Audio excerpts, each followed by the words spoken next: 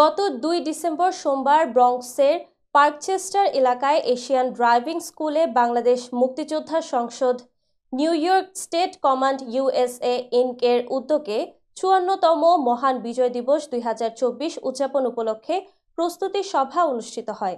সভায় উপস্থিত থেকে মূল্যবান পরামর্শ প্রদান করেন বীর মুক্তিযোদ্ধা মুন্সি বশির উদ্দিন, আব্দুল হালিম মুন্সি, জিল্লুর রহমান, এম.এ. নাসির, আব্দুল রৌফ, জাহাঙ্গীর আলম, হাদিউজ্জামাল, আবু জাফর, পৃষ্ঠপোষক তোফায়েল আহমেদ চৌধুরী, লিয়াকত আলী, মিয়া মোহাম্মদ দাউদ, কাজী রবিউজ্জামান, অধ্যক্ষ সানাউল্লাহ, মকবুল মিয়া, স্বপন মাস্টার, কবি আবু তাহের চৌধুরী এবং কবি সুধাংশু কুমার মণ্ডল প্রমুখ।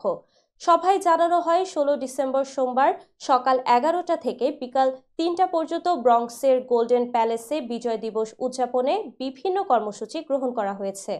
সভায় ৫৪তম মহান বিজয় দিবস উদযাপন কমিটি গঠন করা হয়, যার আহ্বায়ক হিসেবে দায়িত্ব নিয়েছেন বীর মুক্তিযোদ্ধা আবু জাফর, সদস্য সচিব বীর মুক্তিযোদ্ধা জিল্লুর রহমান এবং অর্থ সচিব বীর মুক্তিযোদ্ধা আব্দুল রৌফ।